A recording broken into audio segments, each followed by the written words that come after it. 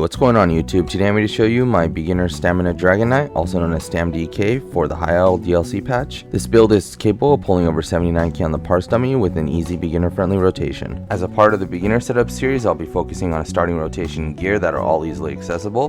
This build is best suited for those who are interested in starting their group content journey, meaning this is not a leveling guide and assumes you have some sort of access to at least crafted gear at CP 160. For the sake of this theme and to be as new player friendly as possible, I'll be avoiding mythics, arena weapons, trial, or dungeon gear for the initial setup. Furthermore, the rotation for many classes will be simplified. The build specializes in normal group content such as trials, dungeons, and group arenas. This build works great in overland but is not specifically designed for it. Furthermore, I'll be going over some ideas and tips to further progress yourself into mid and end game. Although hybrid builds are some of the strongest builds right now, I'll be focusing on a more traditional setup that either focuses on magic or stamina. The reason is it's easier to focus on one resource than trying to manage two. With that being said, here we go.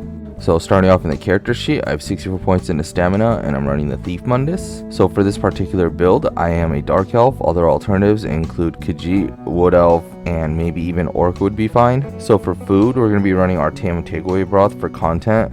Cheaper and almost just as good alternative would be Dubious Cameron Throne. And if you're parsing or need more sustain, then Lava Food Soup and Salt Rice is always the go-to. So for potions, we're just be using Standard Essence of Weapon Power. These are important for stamina DPS because they provide 3 essential buffs. These include Major Brutality, Major Savagery, and Major Endurance. Keep in mind though, these potions do cost a bit, so make sure you have 3 points in a medicinal use to also benefit from the full duration of the potions.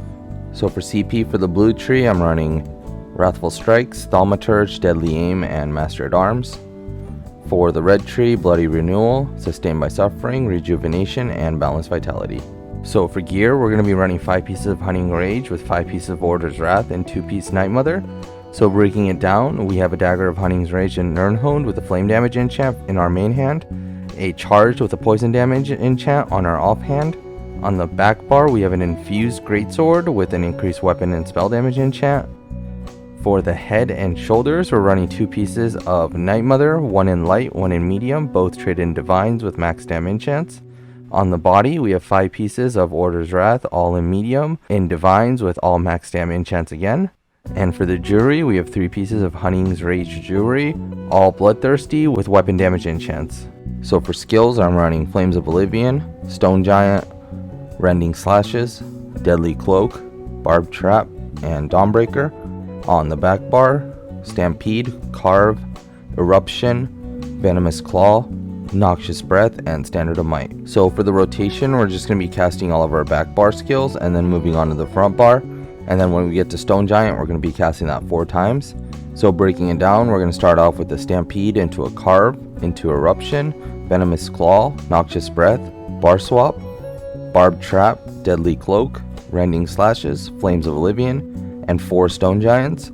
And then whenever you have your ultimate, Standard of Might, you can just drop that whenever, and you should be good to go. So for progression, I'd usually put a mid-game section, but because Order's Wrath is so good, it won't be replaced until we hit closer to endgame. This is where you have a few options. To make this more simple, I'll be focusing on traditional stamina setup, wearing medium armor. First, I'll talk about body sets. These sets are sets that are worn on the body, thus all 5 pieces are active at all times. Furthermore, these sets should ultimately have Minor Slayer to benefit from the extra damage to bosses. Therefore, realistically, we only have 2 options. These are Reliquin from the Trial Cloud Rest and Coral Riptide from the Trial Dread Reef Sail. They're both strong, but Coral Riptide requires you to manage your stamina, and if you're able to properly manage your stamina, it seems to pull just slightly ahead in DPS. Regardless, these are both trial sets, and running it on normal is very easy, and you should work on getting them if possible. Moving on to front bar sets, or sets to either pair with Reliquin or Coral Riptide, or run separately. These can be Kinra, Pillar, Zovgin, Advancing Yokeda, or Whirl. Although from that list, I think Kinra is the best option, granted you can keep the stacks. Kinra comes from the dungeon Black Drake Villa, Pillar of Nirn comes from the dungeon Falkreath Hold, Advancing Yokeda comes from the trial Hellraw Citadel, and Zovgin comes from the dungeon Frostvault, and Whirl Depths comes from the new trial Dread Reef Sail. I'd also like to mention that Zovgin is unique in that it allows us to run a different skill instead of Trap, freeing up a bar slot. From here, you have the Mythic and Maelstrom Arena weapon route. For the Maelstrom Arena weapon, I'd recommend Greatsword, but Bow is a good alternative as well. Mythics is kind of a pain to get, but they are some of the strongest items in the game. In the case of Mythics, I'd go for 1-piece Monster Helm Slime Crawl paired with Harpooner's Waiting Kilt.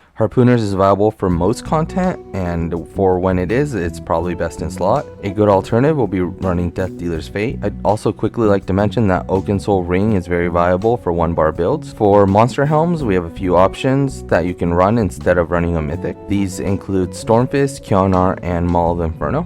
So closing thoughts, first off, if you don't like running two-hander on the back bar, you can run a bow. I'd substitute Stampede and Carve out for Poison Injection and Arrow Barrage or Endless Hail, depending on whichever one fits your needs better.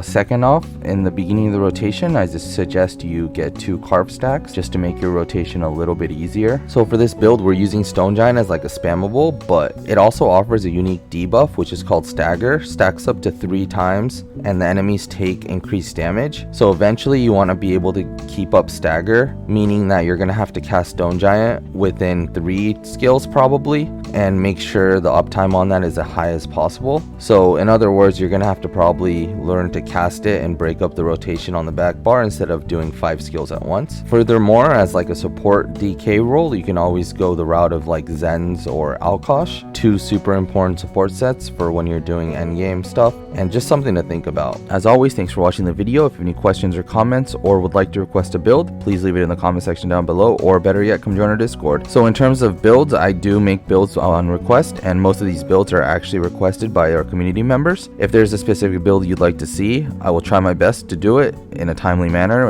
and within the constraints of my skill. Anything from PVE to solo builds, basically anything, I'll give it my best shot. Also, there is a brand new Discord for PlayStation community members. If you're interested in that, I'll leave the link down in the description below. If this video helped in any way, please consider subscribing, and if you like the piggy for this thumbnail, please like the video. And as always, there will be a parse and outfit section at the end. Thanks for watching, and see you in the next one.